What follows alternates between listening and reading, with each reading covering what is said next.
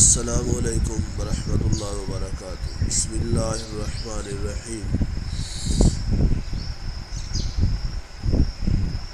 چند گزارشات ہیں۔ یہ ذی الحج کا مہینہ ہے، سبق بعد میں کریں گے انشاءاللہ۔ ذی الحج کا مہینہ ہے اور اس مہینے کی آج یکم ہے، پہلی تاریخ ہے۔ تو اس مہینے کی عبادات اللہ کو بڑی محبوب ہیں۔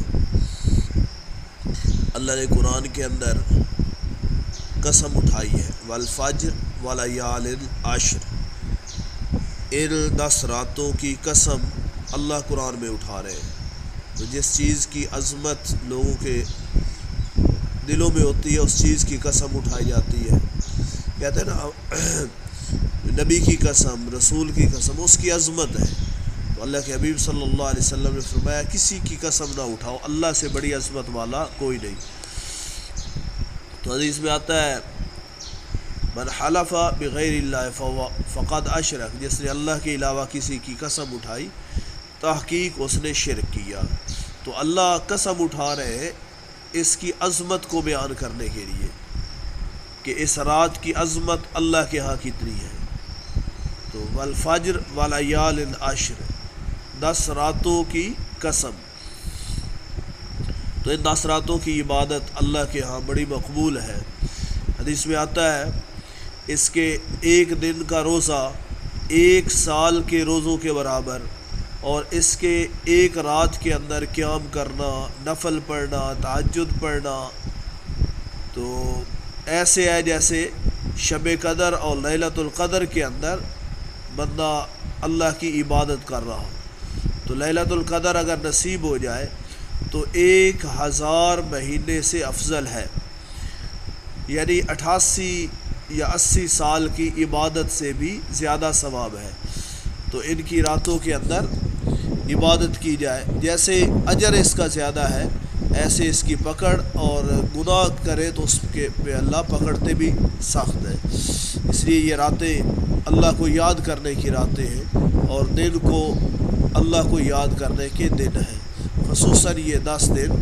اس طرح موسیٰ علیہ السلام کو اللہ نے قرآن میں فرمایا کہ تمہیں تورات ملے گی 40 دن کے بعد۔ تو وہ 40 دن کا اللہ نے روزہ رکھوایا۔ تو اس میں مفسرین نے لکھا ہے کہ 40 میں سے 30 دن ذی القعدہ کے تھے اور 10 دن یہ ذی الحج کے تھے۔ یہ 40 دن اللہ نے پورے کروائے تھے۔ تو اللہ کے یہاں ان کی بڑی عظمت ہے، اس کا خیال رکھا جائے۔ ابھی ہم پڑھیں گے انشاءاللہ حمد کے، الطاف حسین حالی کی حمد کے آخری 2 شعر۔ تو وہ کتاب سے بھی دیکھ لیں، الطاف حسین حالی کے یہ آخری 2 شعر ہیں۔ آفاق میں پھیلے گی کب تک نہ مہک تیری، گھر گھر لیے پھرتی ہے پیغام صبا تیرا، ہر بول تیرا دل سے ٹکرا کے گزرتا ہے، ہر بول تیرا دل سے ٹکرا کے گزرتا ہے، کچھ رنگ بیاں حالی ہے سب سے جدا تیرا۔ تو اس میں سب سے پہلے تو یہ لکھنا ہے کہ یہ شعر مولانا الطاف حسین حالی کی نظم حمد سے لیا گیا ہے۔ یہ شعر مولانا الطاف حسین حالی کی نظم حمد سے لیا گیا ہے۔ مولانا الطاف حسین حالی کا شمار اردو ادب کے اہم شاعروں، نثر نگاروں اور تنقید نگاروں میں ہوتا ہے۔ مولانا حالی کی اخلاقی، اصلاحی اور ملی شاعری نے اردو ادب پر بہت گہرے اثرات مرتب کیے ہیں۔ تشریح طلب شعر میں شاعر یہ کہتے ہیں، اس سے پہلے آپ تعارف لکھ لیں گے۔ یہ مفہوم، اگر مفہوم نہ بھی آتا ہو، مفہوم نہ بھی لکھے تو کوئی مسئلہ نہیں بنتا۔ تیری ذات کی پہچان جہاں میں کب تک رک سکتی ہے، جب کہ صبح کی ٹھنڈی ہوا ہر جگہ تیری ذات کی خبر دے رہی ہے۔ اللہ تعالیٰ آسمان کی بلندیوں پر، یہاں سے لکھ رہا ہے آپ نے تشریح طلب شعر میں، شاعر کہتے ہیں کہ اللہ تعالیٰ آسمان کی بلندیوں پر اپنے وجود کے اعتبار سے موجود ہے، اگرچہ ہماری نظروں سے چھپا ہوا ہے۔ مگر اپنی صفات کے اعتبار سے اللہ کا جلوہ دنیا کے تمام مظاہر میں موجود ہے۔ فطرت کی تمام رنگینیاں، خوبصورت مناظر، بلند و بالا کوثار، چاند تارے، یہ سب اللہ کی تخلیق کرنا ہے۔ پھر کون ہے جو اللہ کی ان صفات کو دیکھ کر اس کے وجود کا انکاری ہو؟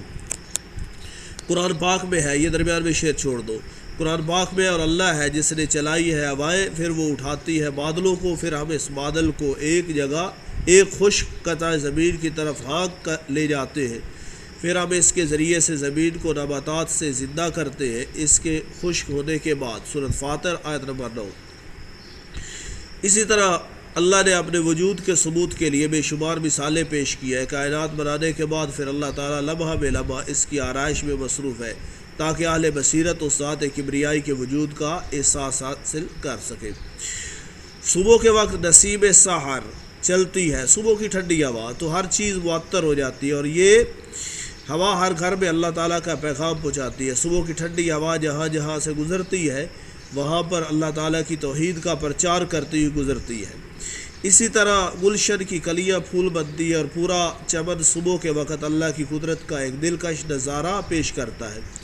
اہل عقل کے لیے اللہ نے یہ ساری نشانیاں فراہم کی ہیں۔ آخر میں وہ شعر اوپر جو چھوڑا تھا، یہ شعر یہ آخر میں لکھنا ہے، پھولوں کی مہک میں تو، انجم کی جھلک میں تو، وہ رنگ صبا تیرا، یہ شان ادا تیری۔ یہ جو آخر میں شعر لکھا ہے،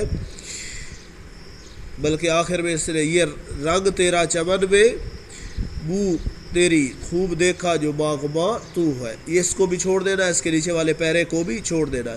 یہ ساری نشانیاں فراہم کی ہے یہاں تک لکھ کے اس کے آخر میں یہ شعر لکھ دینا ہے، پھولوں کی مہک میں تو، انجم کی جھلک میں تو، وہ رنگ صبا تیرا، یہ شان ادا تیری۔ اگلا شعر،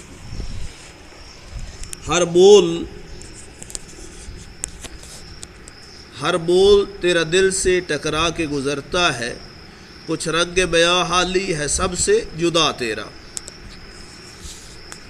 مفہوم، اے حالی تو جس یا رنگ میں بھی بات کرے، تیرا انداز بیاں سب سے جدا ہے اور لوگوں کے دل کو متاثر کرتا ہے۔ تشریح، یہ شعر مولانا الطاف حسین حالی کی نظم حمد سے لیا گیا ہے۔ مولانا الطاف حسین حالی، اس کے بعد یہ وہ پورا تعارف لکھ کے اس کے بعد لکھنا ہے تشریح طلب۔ شعر میں شاعر کہتے ہیں، تو یہ شروع والا پیرا آپ چھوڑ دیں، یہاں سے آپ شروع کریں دوسرے اگلے صفحے سے، یہ درمیان میں جو اوپر شعر آیا وہ بھی چھوڑ دیں۔ مولانا الطاف حسین حالی نے اپنی شاعری کو قومی اصلاح کا زیور بنایا۔ مسدس حالی میں اسلام کی ابتدائی شکل اور مسلمانوں کے عروج و زوال کو دلکش انداز میں بیان کیا۔ خیالات میں پاکیزگی پائی جاتی ہے، الفاظ اور بیان دونوں سادہ ہیں۔ وہ خود کہا کرتے تھے کہ اب ایسی شاعری کی ضرورت ہے جس سے ہماری قوم اور ملک کو فائدہ پہنچے۔ حالی نے تشریح طلب شعر میں اپنے فن کی عظمت کو ظاہر کیا ہے۔ ان کے شعروں کی تاثیر لوگوں کے دلوں کو متاثر کرتی ہے۔ قدرت نے شعر گوئی کا جو فن دیا اس میں اللہ کی محبت دیکھی جا سکتی ہے جو پڑھنے والوں کے دلوں کو روشن کرتے رہے گے۔ وہ اوپر والا بے شک شعر یہ لکھ دے، مال ہے نایاب پرگاہ ہے اکثر بے خبر، مال ہے نایاب پرگاہ ہے اکثر بے خبر، شہر میں کھولی ہے حالی نے دکان سب سے الگ۔ اس کے بعد آپ بشک کے سوال کر لیں، مختصر سے ہے، حمد کے حوالے سے داری سائل سوالوں کے جواب دیں۔ کون سا بندہ حمد سرا ہے؟ ایک بندہ نافرمان حمد سرا ہے۔ کس کا حق سب سے مقدم ہے؟ اللہ تعالیٰ کا حق سب سے مقدم ہے۔ محرم اور نامحرم میں کیا فرق ہے؟ محرم کا مطلب ہے واقف اور نامحرم کا مطلب ہے ناواقف، جاننے والا اور نہ جاننے والا۔ اللہ کا گدا کس میں مگن رہتا ہے؟ اللہ کا گدا اپنی قبلی ہی میں مگن رہتا ہے۔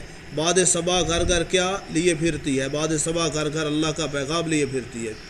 اس حمد میں شاعر نے اللہ تعالیٰ کی کون کون سی صفات بیان کی ہے؟ شاعر نے اس حمد میں بیان کیا ہے کہ اللہ تعالیٰ ہر چیز پر قادر ہے، اس کا حق ادا کرنا مقدم ہے، اللہ تعالیٰ کا پیغام ہر جگہ پہنچتا ہے۔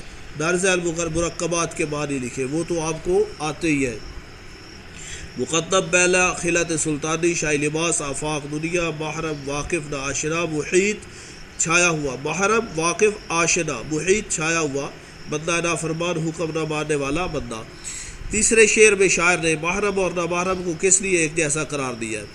شاعر نے محرم اور نامحرم کو اس لیے جیسا قرار دیا ہے کہ اس کے راز کو پا لینے والا اپنے آپ میں مگن ہو جاتا ہے، اور جو اللہ کو نہیں پہچانتا وہ دنیا میں مگن ہو کر اللہ کی حقیقتوں سے بے خبر رہتا ہے۔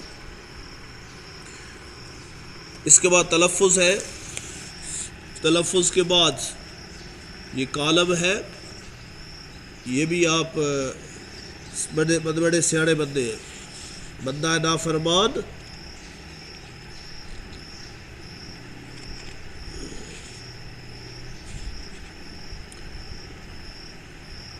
مقدم، محرم، قبلی، آفاق، پیغام بول، حمد سرا، حق، نامحرم، خلعت سلطانی، مہک، سما، رنگ میاں۔ بندہ نافرمان حمد سرا ہے اور مقدم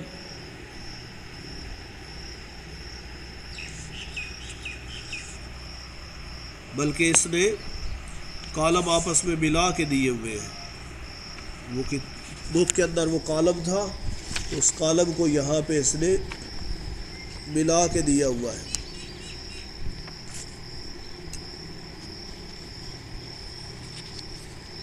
یہ اس کا کالم ہے کتاب کے اندر۔ بندہ نافرمان، مہک، مقدم، رنگ بیان اور محرم، سما، قبلی، خلعت سلطانی، آفاق، نامحرم، پیغام، حق اور بول، حمد سرا، تو ان کو اس نے آپس میں ملایا۔ بندہ نافرمان آگے اس کو ملانا ہے حمد سرا کے ساتھ، مقدم، حق، محرم، نامحرم، قبلی، خلعت سلطانی، آفاق، مہک، پیغام، سما، بول، رنگ بیان، یہ آپس میں اس نے ملائے ہوئے ہیں۔ اس کے بعد آ گیا قافیہ کی تعریف۔ ردیف قافیہ کسے کہتے ہیں؟ شعر کے آخر میں آنے والے ہم آواز الفاظ کو قافیہ کہا جاتا ہے۔ شعر کے آخر میں آنے والے ہم آواز الفاظ کو قافیہ کہا جاتا ہے۔ ہر شعر میں قافیہ تبدیل ہوتا ہے تاہم ان کی صورت، ان کی صوت، ان کی آواز ایک جیسی رہتی ہے۔ قافیہ کی جمع قوافی ہے۔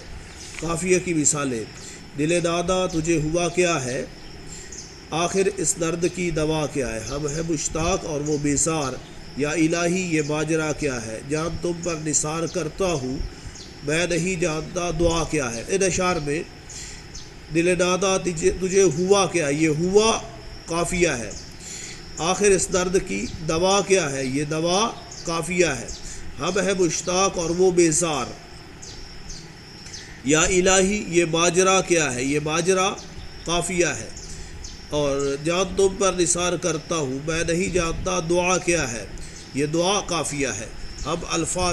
ہم آواز الفاظ ہے۔ آگے ردیف کسے کہتے ہیں؟ ردیف کے لغوی معنی سوار کے پیچھے بیٹھنے والے کے ہیں۔ شعر کے آخر میں آنے والے لفظ یا الفاظ کے مجموعے کو ردیف کہا جاتا ہے۔ چونکہ یہ لفظ یا الفاظ قافیہ کے بعد آتے ہیں اس لیے انہیں ردیف کا نام دیا گیا ہے۔ قافیہ ہو، قافیہ کے بعد آنے والے الفاظ۔ ہر شعر میں ردیف کا لفظ یا الفاظ ہو بہو دہرائے جاتے ہیں اور ان میں کوئی تبدیلی نہیں آتی۔ ردیف کی چند مثالیں: کوئی امید بر نہیں آتی، کوئی صورت نظر نہیں آتی، موت کا ایک دن مقرر ہے، نیند کیوں رات بھر نہیں آتی، پہلے آتی تھی حال دل پہ ہنسی اب کسی بات پر نہیں آتی، ان میں نہیں آتی ردیف کی مثالیں ہیں۔ یہ الفاظ بغیر کسی تبدیلی کے دہرائے گئے ہیں۔ تو اس کے بعد یہ تھوڑے سے اس نے اضافی سوال دیے ہیں، آسان سے ہے۔ حمد کس نظم کو کہتے ہیں؟ ایسی نظم جس میں اللہ کی تعریف و حمد کہلاتی ہے۔ حمد سرا کون ہے؟ ایک